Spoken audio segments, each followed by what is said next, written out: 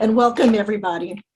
And thank you for joining us tonight. I always like to do a little extra diabetes education during November because November is Diabetes Awareness Month. And tonight we're going to talk about how to organize your meal planning for diabetes. Although I really think these strategies would be helpful for people without diabetes as well. I talk a lot about nutrition strategies to keep blood glucose and A1C within a target range, but unless we actually implement those strategies, which means getting ourselves organized and doing some meal planning and prep, we're not likely to follow through, even if we have the best intentions. So my objective today is to provide strategies to help plan and prepare meals with hopefully less stress. We will start by focusing on some organizational skills, such as how to organize your kitchen, meal planning, and shopping, and then we will focus on some meal prep strategies. Something to think about. Do you have organizing challenges that affect planning and preparing meals? Do you feel overwhelmed with getting and staying organized? I think many of us feel this way at least some of the time, if not much of the time. Good organizational skills can help improve the daily life for a person with diabetes as well as those without diabetes. It can help improve daily diabetes management and reduce stress, which I think many of us can use. And Benjamin Franklin once said, for every minute spent organizing, an hour is earned. Being organized can help save you time, money, and help you to eat healthier. So first, we'll talk about the organization of the chicken. Breaking down the process and doing small steps at a time makes it much easier to get started. And once you get started, hopefully you'll want to keep going. A good place to get started is to organize your kitchen, including your pantry, cabinets, and drawers. It's easy for food to get piled into the pantry or cabinet each week in the mad rush to get groceries put away. But after a while, you end up unintentionally hiding things that you need to get used up. Or you end up buying doubles of things that you already have. I know that definitely happens with me. So go through and toss anything that has gone bad. Donate anything that you've been hanging on to, but you realistically are just not going to use. If you've accumulated doubles of items, put the newer items behind the older ones so that you'll use the older ones first. I also think it's really helpful to go through the pantry and group like items together. It just makes it easier to find what you need. Put all your canned vegetables together, beans, keep your grains together like rice, pasta, quinoa, your cereal boxes you can keep together, snack items. And I think it's easiest just to start with one shelf at a time. And we often need more space than we have. So use the back of doors for storage. You can buy back of the door pantry organizers or use a shoe organizer. Clear containers can be useful for some items like dried items like flour, sugar, pasta, lentils and beans and cereals. I just don't recommend using them for junk food because it'll be too visible and too tempting. I had to add this because a few years ago, a coworker was all excited, another dietitian, and she sent me a picture of her spice drawer that she had just organized. And I thought it was such a great idea, so now I have one too. This isn't mine. I actually wish mine looked quite this good. But I just feel like I use my herbs and spices so much more now. They're just so much more visible and easy to find. So if you have a junk kitchen drawer that's like a junk drawer, which is what I had, you may find turning it into a spice drawer is really helpful. So I just decided to throw that in as well. Before you plan your meals for the week, it's really helpful to take an inventory of what you already have in your home. That way you can use what you have when you're planning meals. It also prevents duplicating, what you already have in the pantry, refrigerator and freezer, which saves room. And you will avoid losing money by tossing these uneaten items that you forgot about. And when I do this, I really do find it's helpful to keep a running list of your inventory. It can be as simple as writing it on Post-it notes, index cards, a dry erase board, store it on your fridge or in the inside door of a cabinet as a convenient spot. Cross off or erase items as you use them. Use it when you're planning meals for the week. This way you won't forget, say that you bought turkey breast that you meant to use for lunch in the refrigerator, or that you have a batch of chili that you prepared in the freezer. If you have it on that list that you can view when you're making your meal plans. So let's talk about meal planning. Love it or hate it, right? Most of us can agree that planning meals is the key to saving money on food and eating healthier overall. It can help cut back on getting takeout meals and fast food. However, many people think that meal planning is overwhelming and time-consuming to do. So let's talk about some strategies to make the process a little easier. The key is to break it down into smaller steps. I found this very helpful. Start by creating a list of meals or recipes that you enjoy making. Make sure you include several easy meals that you can make, when you don't have a lot of time. Not everything has to have a recipe. Write down those, easy meals such as burgers, even if it's frozen meatballs and spaghetti, breakfast for dinner.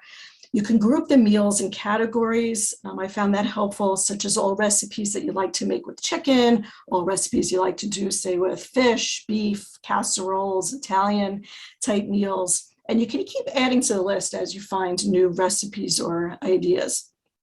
It really can become a helpful reference sheet for when you're planning your meals. I'd also really encourage you to consider making a recipe binder. I use mine all the time, every week, practically. All those great ideas that you come across when you're online and you forget about, instead print them out. Print out the recipe and put it in your binder. You can include family recipes, ones that you use a lot from cookbooks. Just make a copy of it or write it down, and then use your binder when you're planning meals for the week. It really saves so much time to have all your favorites or your most used recipes in one place.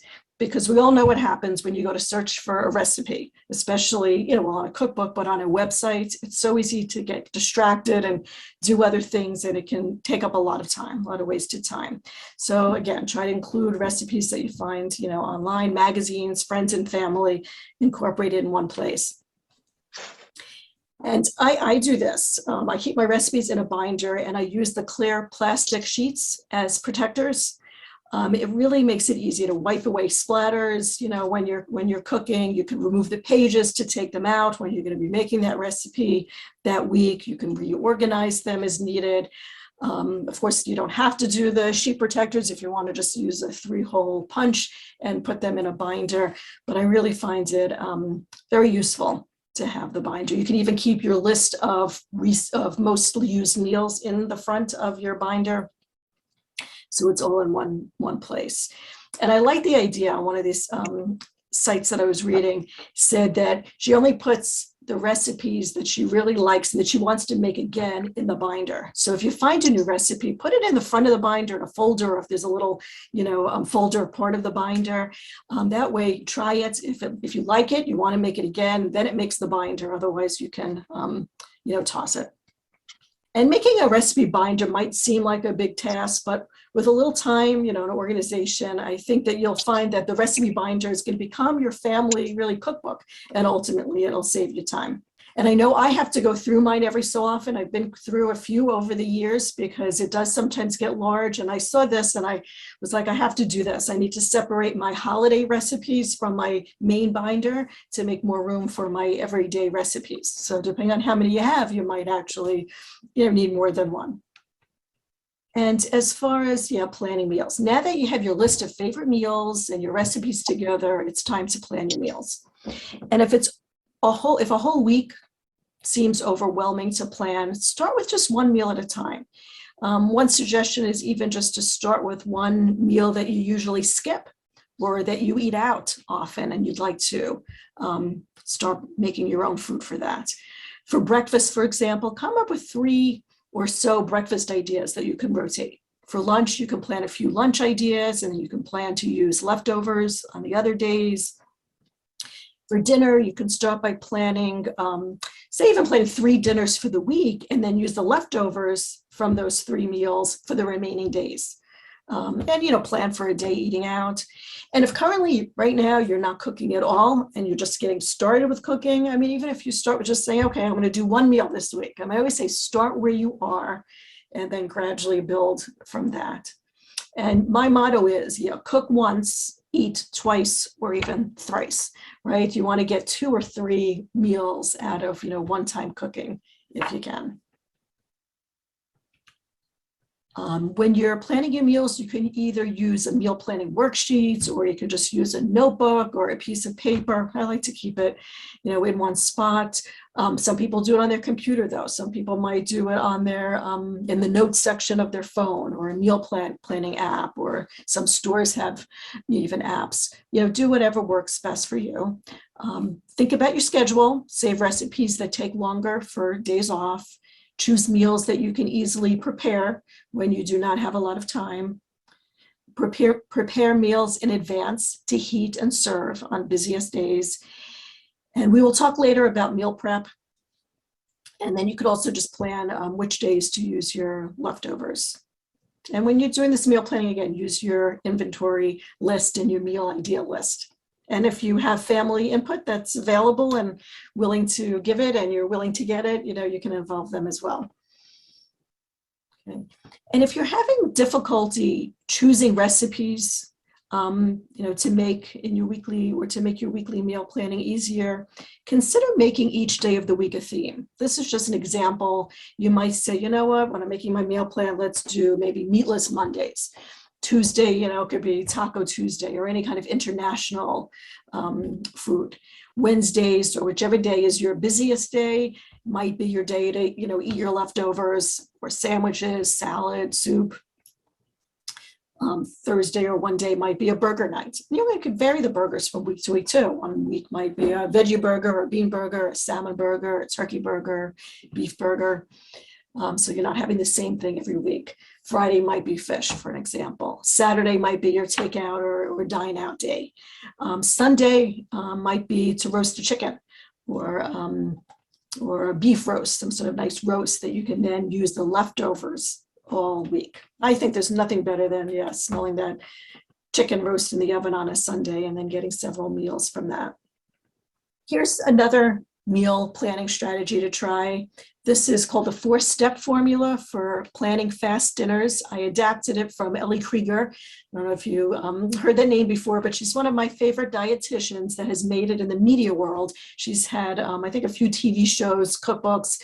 She has a podcast. I just really, I like her work. And anyway, the 4 steps are: step 1, choose a quick cooking, healthy protein. Step 2, pair it with a quick cooking whole grain. Step 3, add no chopped vegetables. And step 4, top with a simple seasoning or dressing. So going over those 4 steps. Number 1, to choose the quick cooking healthy protein. So this is just a list of some protein ideas. Chicken breasts or thighs, especially thin cut chicken breasts, just cook much quicker. Skinless, boneless thighs, I find also are just, cook quicker, and they're easier, and you can do so much with them. Seafood tends to cook quickly. Fish, my favorite is salmon. Cod is great too. And frozen fish fillets like cod or flounder can actually be cooked without thawing them first, so that can make it a quick meal.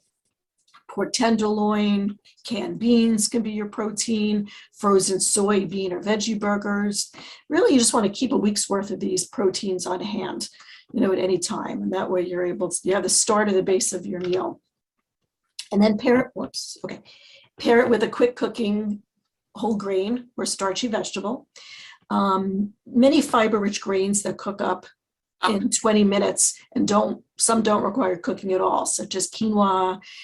There's whole grain couscous, instant or parboiled brown rice, pasta, bulgur, canned beans or lentils, starchy vegetables such as sweet potatoes, corn, and peas, and whole grains. So just stock up on a variety of these so you have them on hand. and then add some fresh vegetables that don't require or require hardly any chopping. So that would be things like your cherry tomatoes or grape tomatoes, baby carrots, mini bell peppers. I love those. Snow peas, pre-washed greens like arugula, spinach, spring mix are all great, quick, easy vegetables to have on hand. And then also keep on hand frozen vegetables like broccoli, cauliflower, green beans, canned tomatoes. You can also purchase pre-cut vegetables at the store. Sometimes they can mean the difference between a healthy home-cooked meal and, getting takeouts, or plan ahead. We'll talk about this in a bit, but plan ahead and shop on the weekend or when you have some time. So they're ready to go. And then step 4, once you have those basic 3 elements in place, your protein, your grain, and your vegetable, think flavor. And it doesn't have to be anything fussy. It can be a simple drizzle of fresh lemon juice, some olive oil, a little salt and pepper, can heighten the flavor in a healthy way. If you want to take it a step further, you might add some fresh herbs or smoke paprika, chili powder, or whatever you enjoy. There's also Mrs. Dash for some low sodium seasonings. I think the 4-step formula fits in very nicely with my favorite meal planning tool, which is known as the plate method for meal planning. I think it's just a healthy, simple way to plan meals and put the food on your plate. And one of the keys to keeping blood sugar stable is to pair your carbs with protein, fiber, and fat. And the plate method takes care of that. And that's because we know when we eat carbohydrate foods by themselves, they're very quickly digested, they're very quickly broken down into sugar, and blood sugar levels tend to jump up. And that's what we want to do. We want to prevent those spikes. And when you pair your carbs with protein, fiber, and fat, it helps the curve to be flatter. And that's what we're going for. So that's why I like the plate method and the 4-step formula that we just talked about. All right, let's go to the grocery store now. Let's prepare to go. And really what I just wanted to talk about here was after you plan your meals for the week, and it's time to make your grocery list. And I think it's very helpful to organize your list according to food categories or your store's layout, whichever works best for you. It'll really save time in the store and prevent backtracking, right? Because if you have just your list and it's in no order, oftentimes, I forgot about that, and you're going up and down the aisle. So sometimes just keeping it organized can also really save you time. And also just help you to make your list, because I use it as like a checklist. Ooh, let me make sure that I have fresh fruit in the house. What vegetables, do we need? What sandwich items? It really just helps to keep you organized. So keep your, your vegetables, your milk, dairy, eggs together where, there's similar places in the supermarket. All your frozen foods can be together, canned foods, and cleaning supplies too. And then just find a convenient place to store your grocery list, or if you use a grocery app, and then add to the list as you run out of it. I really think it's helpful. When you run out of something, put it right on your list. That way you won't forget about it. Before you go to the supermarket, check your fridge and pantry for needed staples, and so that you don't get duplicates. Use your list of planned meals. If you need to go to your recipe binder so you can get all the ingredients you need, do that as well. And I like to put my meal plan and grocery list even on the same page or on the back. I might write down the meal plan, and then on the other side, I like to write down my shopping list so it's all together. And when you go to the grocery store, number one, of course, don't forget your list. And I really do believe it's best not to go to the grocery store when you're hungry, right? When we're hungry, we just tend to find a lot of impulse buys. So it's best to go after a meal or after a snack. When you're in the store, grab from the back, look for the freshest dates, especially for produce, dairy, and meats. Just going to last longer, be fresher.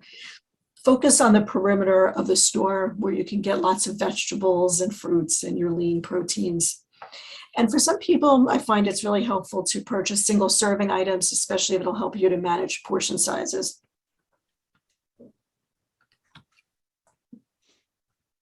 And then when you get home, it's time to unpack. Keep your food in the organized sections that you created in your pantry. It's good to practice FIFO, or first in, first out, where you arrange your refrigerator so older foods are near the front. It just encourages you to use up what's in the front first, and it cuts down on food waste. And I thought this made a good point. It said, organized people are just too lazy to look for things. We know organizing takes time, but it can really save you time and frustration in the future. Okay, now let's talk about some meal prep strategies. So what is meal prepping? It is simply preparing some or all of your meals ahead of time. It may be preparing part of a meal or a complete meal. The benefits of meal prepping include helping you save time, manage portion sizes, reduce unhealthy options, right? Less takeout, less fast food and dining out, save money, and reduce stress. It can be helpful for people that have little time to prepare meals during the week. And there are a few different ways to meal prep, and there's no one way to do it, but the most common methods are batch cooking, make-ahead meals, prepping ingredients, and individually portioned meals. And we will discuss each of these methods. It does not have to involve spending a whole Sunday afternoon cooking dishes for the week. You can choose the methods that work best for you. It really depends on your own needs and your schedule. So batch cooking, this is when you make big recipes at once, like on the weekends or whatever your day off is, and then you freeze them to use later on. Some people might make even a double batch or a triple batch of a recipe to store and then use in the upcoming months. It depends really on how many people you have at home. If there are only one or two of you at home, you might not need to make that many, servings of the recipe, but it's helpful for, like, you might even say, you know what, once a week or however often I'm going to make this recipe that I enjoy and freeze it, and that way you can enjoy it over the months to come. Make-ahead meals are similar. This is helpful for those with little time to prepare meals during the week. So it's when you cook a complete meal and you store it in the refrigerator for quick weeknight dinners. People usually choose 1 or 2 days a week to prepare meals. Popular days are Sunday and Wednesday. So you might make a casserole or a big, a full pot of chili or soup or something like that, and then you just eat them over the next few days. So that would be make-ahead meals. And then another meal prep strategy is prepping ingredients. In other words, getting ingredients ready for the week. It could be chopping up your vegetables. It could be preparing the starch or grain, for example, the rice or the pasta or quinoa. It might be preparing your protein, slicing, pounding, marinating the protein. You can store the ingredients in reusable containers or in plastic bags in the fridge. This especially works well if you prefer to cook your meals right before serving. It cuts down on kitchen time, which can be really helpful on a busy weeknight because the ingredients are ready to go. Okay, so first we'll talk about the vegetables. If you're using fresh vegetables in your meals or plan to make salads during the week, you might find it a huge time saver to cut all your vegetables for the week at one time, or at least part of the week if you're concerned that they're going to go bad. You already have out the knife and the cutting board, and you only have to wash the knife and cutting board that one time, so it's a time saver. You may find it really worth it to spend even just 15 minutes on a Sunday or whichever day you have time washing and chopping. You can store, again, the vegetables in containers or in plastic bags. You will also be more likely to eat the vegetables for snacks if they are pre-cut. Right? Because if we're looking for a snack, we often don't say, oh, I'm going to go get out the vegetables and wash them and cut them and eat them. But if they're already cut, you might be more likely to grab them. Okay. As far as the starchy foods, you can prepare the starch or grain in advance. Again, for example, the rice, pasta, or quinoa. And there's an added benefit of doing this one. It's not just a time saver. It may actually help decrease your blood glucose from spiking, because cooking and chilling some starches actually increases the resistant starch content. And I don't know if you've heard of the term resistant starch, but as its name implies, it resists digestion. It acts as it's a less digestible starch. Okay, it does not raise blood sugar as much as regular starch. Okay, some foods naturally have resistant starch, like beans and oats. But this is where I think it gets interesting. Studies have shown that cooking and then chilling certain starchy foods, such as potatoes, rice, and pasta increases their resistant starch content. And that is because when starch is cooked with heat and with liquid, the starch molecules break apart. And when they are cooled, they come back together. And the starch molecules become even more like tightly bound. Okay, it becomes a less digestible starch. It acts more like a fiber in our body and therefore does not spike blood glucose as much. Some examples of this would be potato salad, pasta salad, and sushi. They found by just cooking those starches and cooling them, refrigerating them, the blood sugar levels, when they tested people, it did not go up as much. But this, I think, is even more interesting. There was more studies that were done with this, and the studies found that when the starch was reheated, it did not go back to its original form. It stayed a resistant starch. So I like to think of this as a meal prep strategy. Okay, so aim to cook your pasta and rice ahead of time, chill it in the refrigerator overnight, and then you can use it during the week in your recipes. Okay, so that's a good strategy. The next one is to prep your protein. So I find it's helpful to cut the chicken how it will be needed in a recipe in advance. So on a busy weeknight, you can just come home and get dinner started more quickly, right? I sometimes buy the chicken breasts, but I like to slice them in half because they're too thick. And this way they also will cook quicker. But if you're doing a stir fry or a recipe where you need the chicken in pieces, you can do that ahead of time. If you're making chicken, the breasts, sometimes I like to pound them. You can pound it right in the plastic bag and store it in the bag that you just pounded it in. You can marinate them right in the bag too. Again, put them in the refrigerator and keep them, until you're ready to use them. Just I always say, be careful with cross-contamination. Be careful that you're not getting chicken and stuff on the outside of the bag and then contaminating other things in your refrigerator. But this can be really helpful to prepare some of the protein ahead of time. And chicken is very versatile, right? You can bake or grill a batch of boneless, skinless breasts or thighs to use during the week. Then you can use these prepped ingredients for your meals or individually portion meals, which we're going to talk about next. Okay, so basically right here, they prepared the chicken, sliced it. You can have it hot for dinner that day, or you might use it to prep your meals for the week, for dinner or for lunches. Okay, so that's what individually portioned meals. This is a good meal prep strategy for people that have specific health goals, like they want to portion their meals ahead of time, or they just like the convenience of having, grab and go meals. It's really like having TV dinners that you will purchase from the store, except you prepare them yourself, probably with healthier ingredients and less processed ingredients.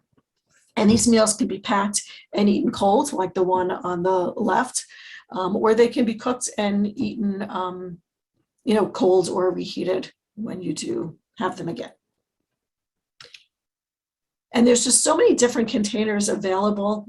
There's glass containers, plastic containers, containers that have sections, mason jars, and of course the ones that came with your takeout meals or restaurant meals, which you can reuse.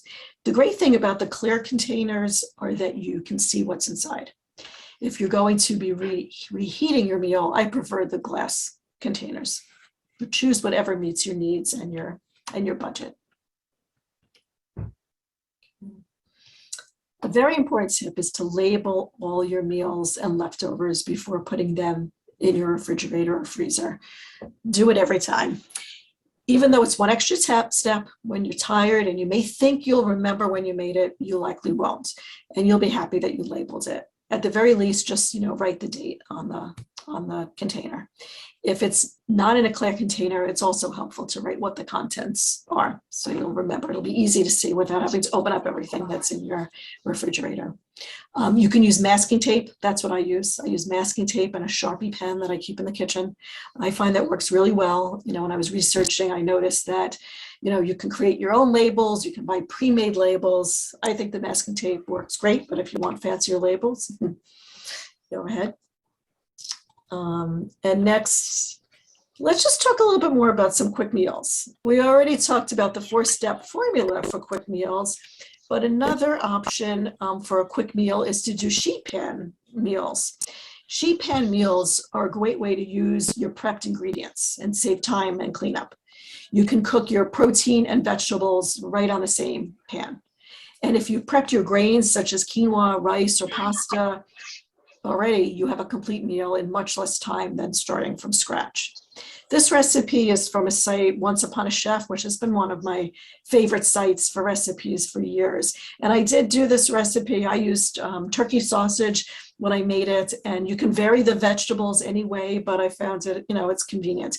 And I just saw there were so many options. I mean, I could have put a million slides. I put more than I usually do, but hopefully it'll just give you some ideas and look for some recipes that you would like to do or make up your own. These were just some examples that I found from another site that I tend to like their recipes, Skinny Taste, if you're familiar with that one's quite popular.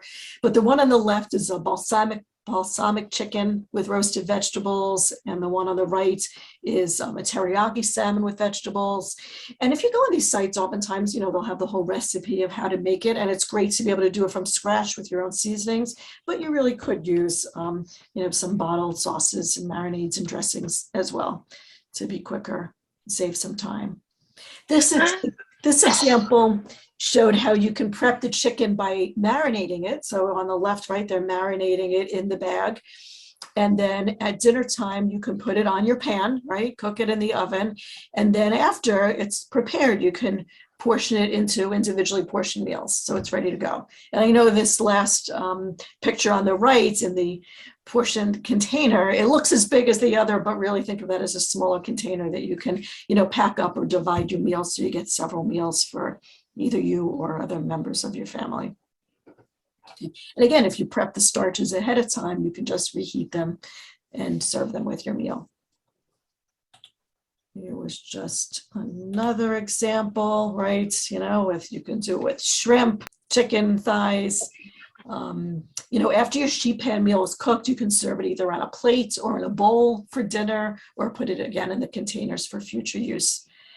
If you prefer, you can do a pan of protein and a separate pan of vegetables. And you may need to do this if you're cooking for a family or several people and you need more room. Because sometimes I like to do a lot of vegetables, and sometimes I need a little room. But if you're not doing quite as much, it's really convenient to do it in one pan. Oh, just keep in mind, though, if some things have different times for cooking, your meats and your vegetables, if you look at a recipe, they'll probably tell you what to do first. You might cook the chicken for a little bit first and then add the vegetables, or vice versa.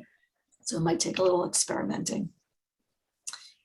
And I just want to share a few more visuals to give you hopefully some inspiration. But this is a great way to use your prepped ingredients and your leftovers. Some people call them veggie bowls, grain bowls, or even protein bowls. So I just like to call them balanced bowls. Basically, you combine your leftover or your pre-made vegetables, protein, and grains in a bowl. Adding a handful of greens, I think, has been the easiest way for me to add more vegetables to my plate or bowl. I buy bags of baby spinach or arugula or spring mix, and then I just add them to my meals. You can add a vinaigrette dressing or just a teaspoon of oil, a little drizzle of vinegar or lemon juice for more flavor. You can add some canned beans, if you like avocado, nuts, whatever you like.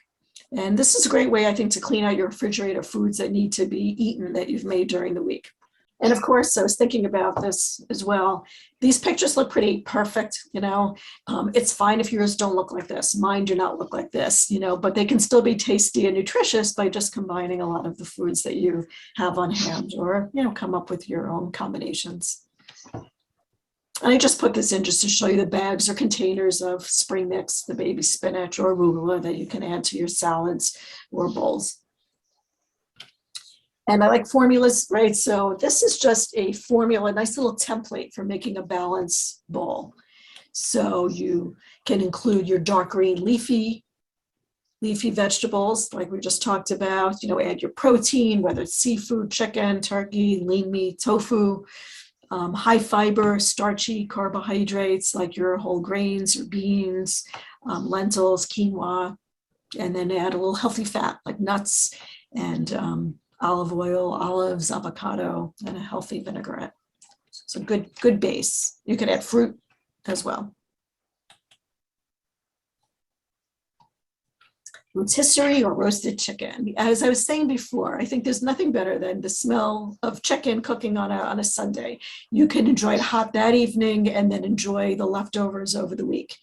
And don't forget that rotisserie chicken that's at the supermarket. They are just a really quick way to have protein throughout the week. You can use the chicken in your salads, sandwiches, tacos, soups, the balanced bowls, and in stir-fried rice with chicken and vegetables, to name just a few ideas of what you can do with your rotisserie chickens. And remember we talked about chilling pasta, how that increases the resistant starch content. Well, pasta salad can be made and easily portioned out for during the week as well. So you can make these from your prepped ingredients. Actually, the one on the left in this picture, the shrimp and asparagus, the recipe showed cooking the shrimp and asparagus on a sheet pan and then using that in your pasta salad. And notice that these pasta salads are heavy on the vegetables, and or protein. That's a good way to do your pasta salads. Lots of vegetables, so it's not too much of the pasta.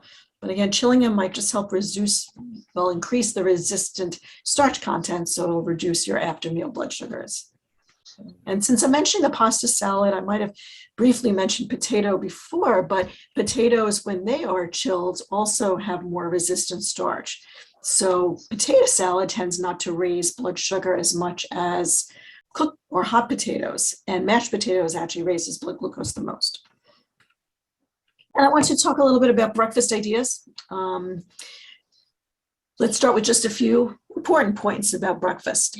Studies have shown that when people with diabetes eat breakfast, and especially when they include protein at breakfast, their blood glucose was not only better after breakfast, but it remained better throughout the day. The benefits of eating breakfast extended through lunch and dinner. So a good template for breakfast, I think, is to include the protein, include a whole grain, and fruit, you can include also for some more fiber. So these are just some examples. I find when I make some hard-boiled eggs on the weekend, it's a great, easy protein to have during the week, either for breakfast, but I also will use it sometimes for lunch or a snack. You could also make baked oatmeal cups is a recipe. I included just the little source on the slide, but I used to do this all the time, and honestly I haven't done it in a while, and I'm gonna have to do it again because they were pretty easy to make. And after making them, you can wrap them in plastic wrap and store them in the freezer, and then warm them in the microwave. You could also do it, there's recipes for scrambled eggs, where you can also make these individual omelet cups with different vegetables and store them in the freezer or refrigerator and warm them during the week.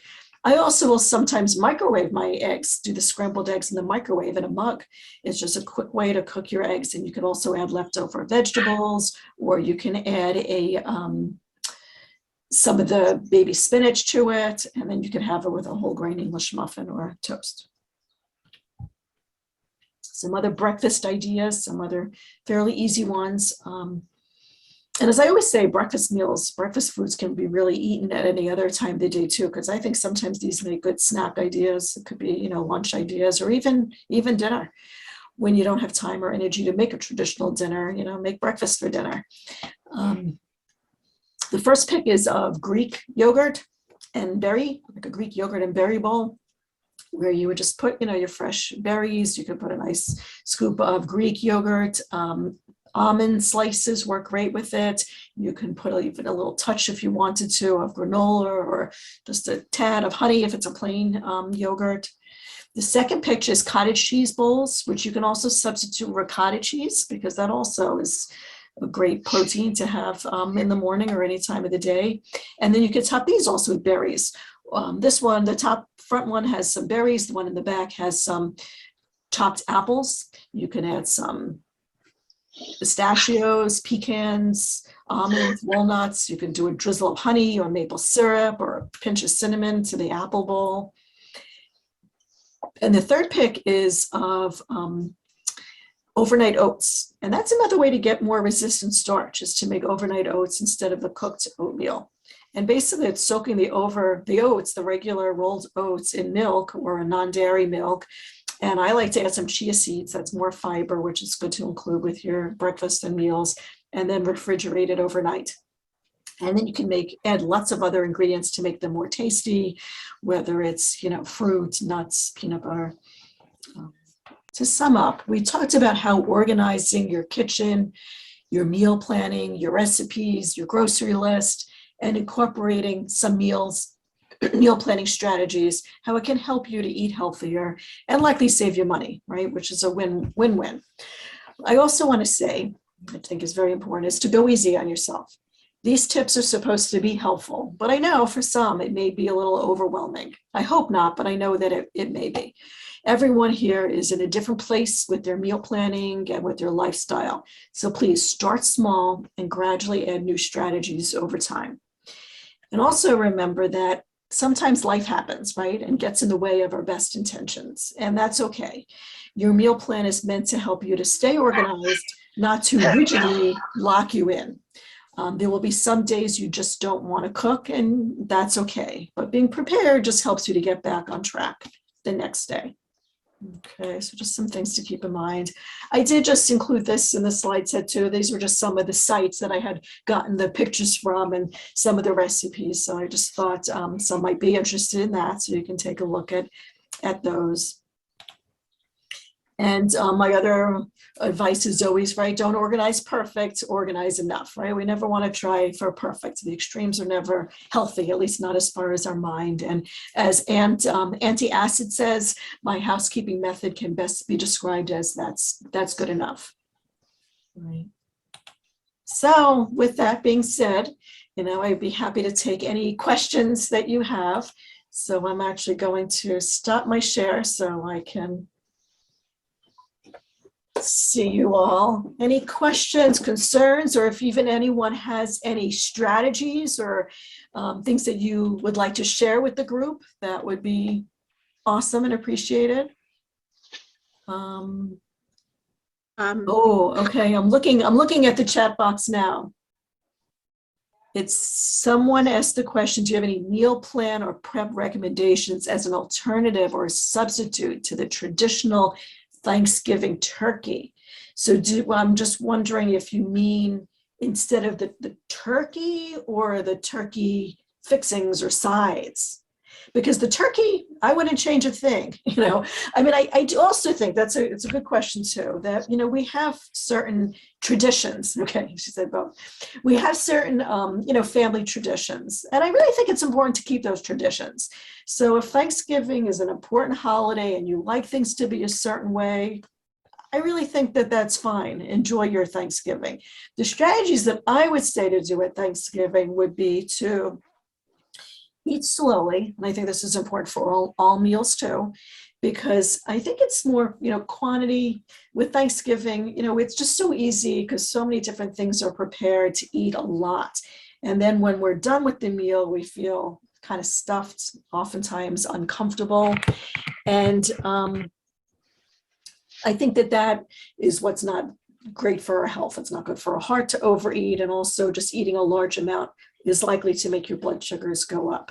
But turkey is a great lean protein, so have turkey on your plates. Try to remember the plate method if you can, but definitely the Thanksgiving meal tends to be more carb heavy than some of our other meals, right? Because it includes, stuffing, and what else would be at the Thanksgiving meal? Cranberry sauce.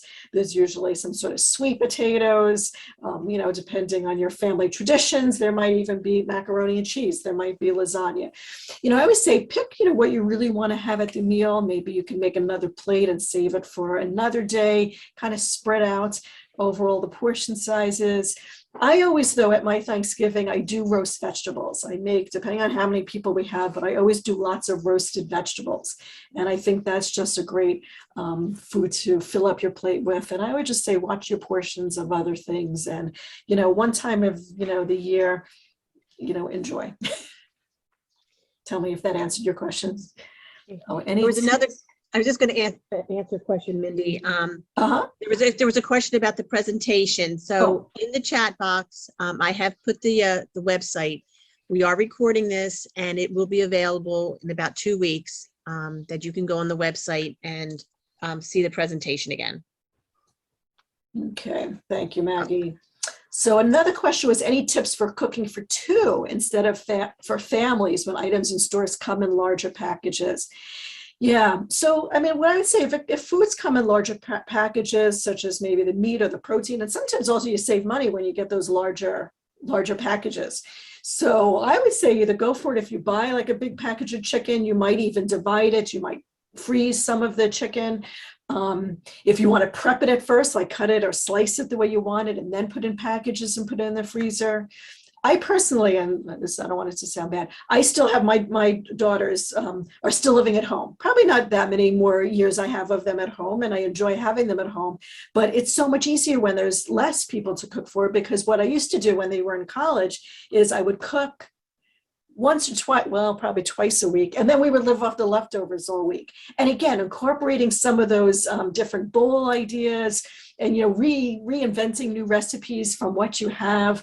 One day you might have it hot, another day you might make a cold bowl, one day you might saute it up on the stove with a little, extra flavor or sauce, to get creative with different items like that. But I think cooking ahead and then having it for the week is a great idea.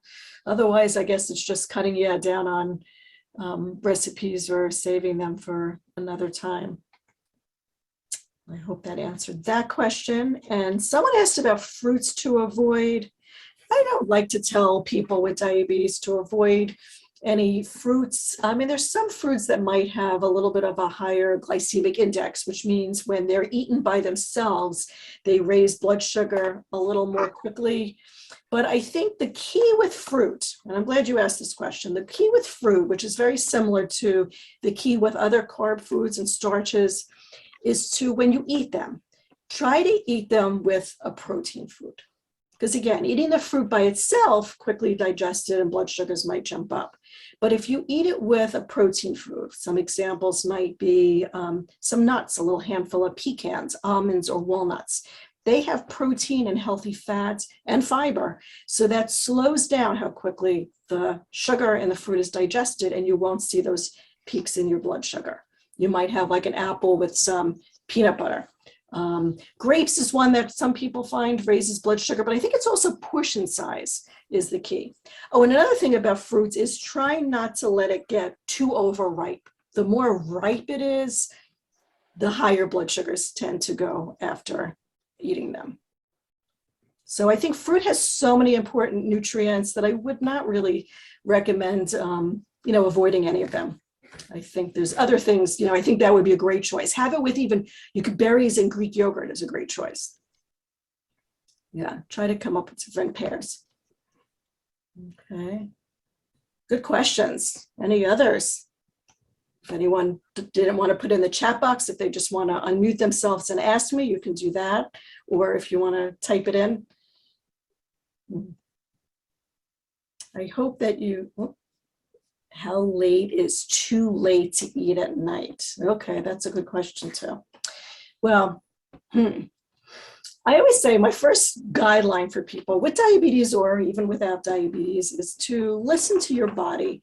I think it's important that when we truly, truly are hungry, that we should eat. It's best not to ignore hunger because it tends to only build, and then we tend to break down anyway and eat more. So I think that's the key. I think, the studies have shown that our bodies do digest and metabolize food better during the earlier part of the day than in evening. Like they did studies with giving the same exact composition of a meal, like the same calories and carbs and protein at breakfast time as opposed to dinner, and blood sugars went up higher after dinner. So I think, it is good to be mindful that we don't want to be doing a lot of our eating later at night, which I think is the typical way many people eat, right? We tend to eat the small breakfast, the medium lunch, and usually a large dinner for most people. So I think it really is good to, maybe either reverse it or at least make them more equal in size. So we don't want to overdo our snacking or eating at night, but I don't know if there definitely has to be a cutoff because it varies, different people. It varies, what their needs are and what their schedules are, when their work schedule, when they can eat. But I do think if you can, not to eat too close to bedtime, especially if you're eating in the evening when you're, not really hungry. Because a lot of times I think for people, we're sitting down and we're relaxing, we might be watching television, and it's just so easy, to snack, or when we're stressed or when we're bored. So that's what I always say, is ask yourself before you look for something to eat, am I truly hungry? If you're hungry, prepare a small snack like with some carbs and protein. If you're not, then ask yourself, why am I looking for something to eat? And what can I do instead? Sometimes we just need to keep our hands busy, or we need to take some deep breaths, read, listen to music, find other stress reducing strategies. Mindy, there's another question here. Any snack foods that lowers or stabilizes blood sugar? Heard cinnamon is good. There's been some studies that have shown that cinnamon can help lower blood sugar. I know there was some of it was questionable. It wasn't always repeated. They do, though, say it's best not to overdo the cinnamon or to be careful with any cinnamon supplements. So I tend not to recommend those, because sometimes it can actually make blood sugars go too low, they found. But I think as a flavoring additive, yeah, use it. It's great on your oatmeal, whatever you like to use cinnamon for. Yeah, that might be helpful. And I do think fruit and nuts are a great combination. I know I do lots of talks on this. Maybe I'll do another one in the spring when I do lifestyle strategies to manage diabetes. Or if anyone wants to join me for my monthly class, I do a Speak with the Dietitian class. It's usually the third Thursday of the month, although in the new year, some of those might be the fourth Thursday, but it's also on Zoom. And I do a little mini of my strategies to manage blood sugars for people with prediabetes and diabetes. So feel free to come. And it's also usually small groups, and you could participate and ask questions as well. I give lots of snack ideas on that too. But I always say carbs and protein. I mean, it could even be if you wanted to have a little handful of something crunchy like tortilla chips, but then you might want to eat that with maybe a hard-boiled egg, or with some, hummus. What else? Greek yogurt and berries, just for some snacks that come to mind. Graham crackers if you want something sweet, maybe even with a little bit of peanut butter. Okay. You see there's some more questions too. What about those with high cholesterol? Are there any modifications in what you told us to help reduce cholesterol? Good question. No, really, I think that overall, I think it's what's put on your plate. So I always say more vegetables. Soluble fiber helps lower cholesterol. Soluble fiber also tends to keep blood sugar steady. So that's found in things like beans, soluble fiber. So again, to help lower cholesterol, to eat more beans, which also has a low glycemic index, doesn't raise blood sugar much. Yeah, things like your whole oats and quinoa. I was gonna say olive oil would be a good oil to use. Fruits also have soluble fiber, so they're good for lowering cholesterol. And also I wanna add, as far as eggs, there's been some more recent studies. I mean, we've known now for quite a while that eggs do not raise humans' cholesterol. The more recent studies have shown that it's saturated fat in foods that raise cholesterol, not cholesterol in foods. So even though the egg yolk is high in cholesterol, eggs are very low in saturated fat. And the cholesterol in foods has not been shown to raise humans' cholesterol. And there was a study not too long ago that gave me a little reassurance too. It was with people with diabetes, and they actually gave them, one group, 2 eggs per day. And then in the control group, I think they were maybe allowed to have 2 eggs for the week. And they actually found there was no difference in their blood cholesterol levels. And there was another study that was similar, but they also gave, I think it might have been an egg a day. I don't remember if it was an egg or 2 eggs a day, but they found not only did their blood cholesterol not rise any more than the control group, but they actually found that they had better blood glucose control. And it made sense to me because we know that adding protein to breakfast helps to keep blood sugar more steady. So I'm not sure if, hopefully that answered your question as well. But I would just say, yeah, lots of soluble fiber. Yes, you're welcome. Any tips on healthy beverages? I wish that there were, more options. I always say that the best choice is water. It's the quickest to hydrate you. It doesn't have anything artificial. But if you like a little flavor, you can add full fruits or lemon or lime or orange slices to your water, any fruit, just to help give it a little flavor. Iced teas are fine too. It's just the sugar that's added to a lot of beverages that make blood sugar go up. So you can use, I think, in moderation, your diet sodas or your sugar substitutes can be used. I mean, even if you want to just put 1 teaspoon of sugar or honey in a beverage, it really shouldn't affect your blood sugar much, especially if you're having it with a meal that also has protein, because 1 teaspoon of sugar or honey only has about 4 to 5 grams of carbs. And we generally say that's considered a free food. But coffee usually does not have a negative effect on blood sugar, unless some people, when they drink a lot or you're sensitive, they find it can make blood sugar go up, like even black coffee. But for most people, 1 or 2 cups, is fine. I mentioned seltzers or flavored waters. Good choices. Okay. Thank you.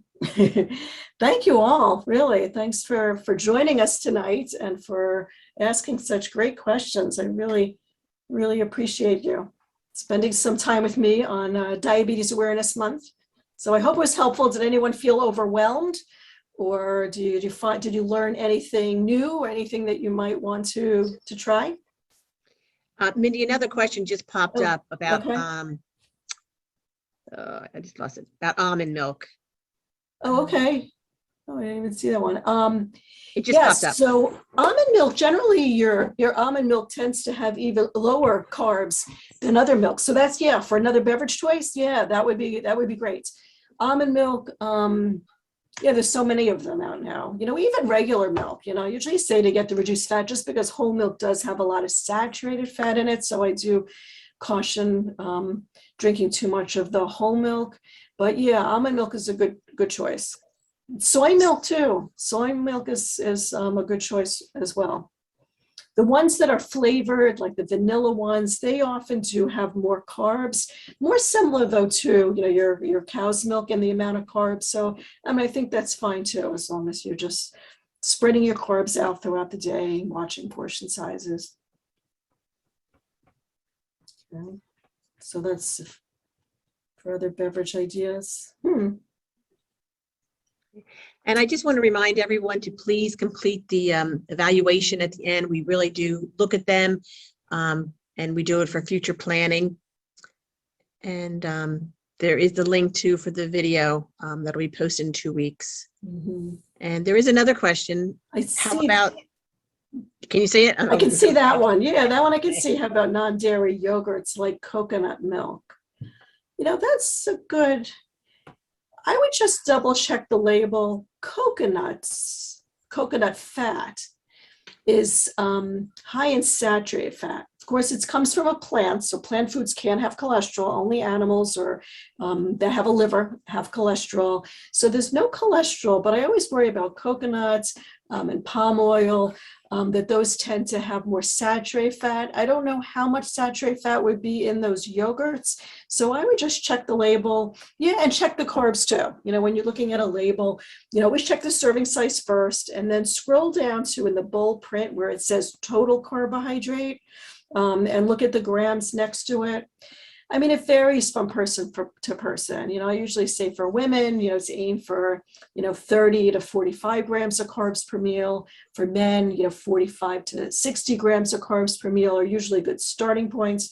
But again, everyone's individual. It depends on how much activity you get, how tall you are, what your goals are as far as weight loss. But sometimes that's just helpful when you're looking at the food label. And then for snacks, if you can even aim for snacks with carbohydrate, around 15 to 20 grams, just as a general rule.